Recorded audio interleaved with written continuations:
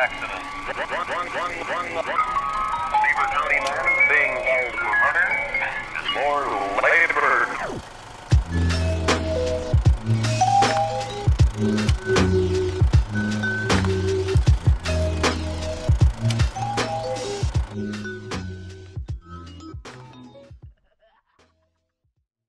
Assalamualaikum warahmatullahi wabarakatuh. I'm Khadija, and today I want to talk about a problem that is prevalent in our society right now, but most of us are really unaware of it, and that is the romanticization of mental illness. And you might be wondering, what in the world is romanticization? Alright, so I'll give you a scenario.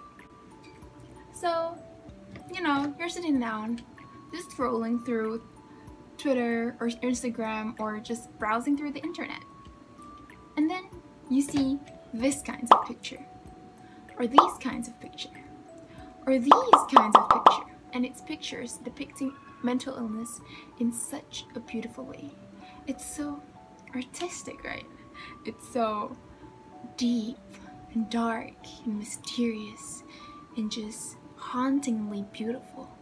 And that is what romanticization is. So according to Mr. Google, romanticize is to deal with or describe in an idealized or unrealistic fashion, make something seem more better or more appealing than it really is. And this is what is happening right now.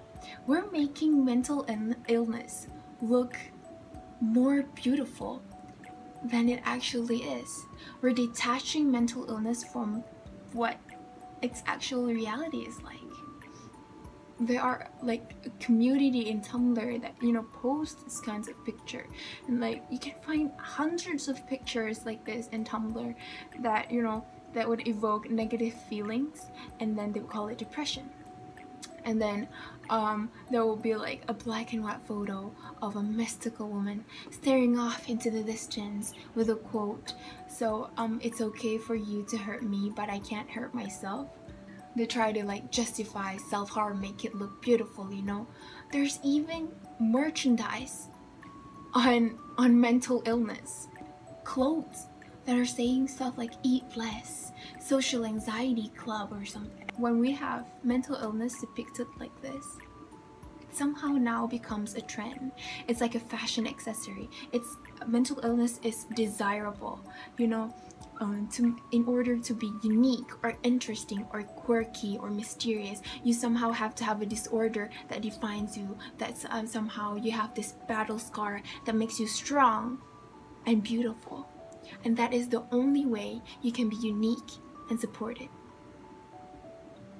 When it is so widespread in the society, people start to become desensitized towards it. It really undermines the struggle that people with mental illness actually go through. One of the worst examples, like disgusting example of the effect of the overly romanticized mental illness is, for example, this video. When you were in school, like I know growing up I had an eating disorder. I wasn't strong enough to have an eating disorder actually.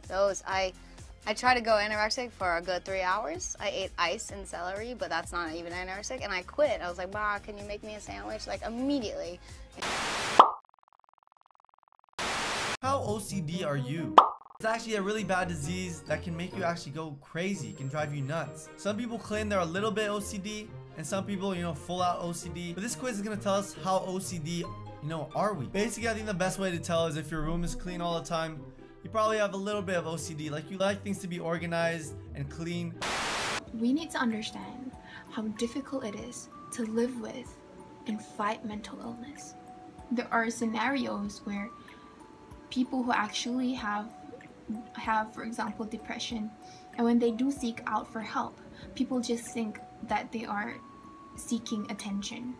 The stigma of mental illness remains strong until today.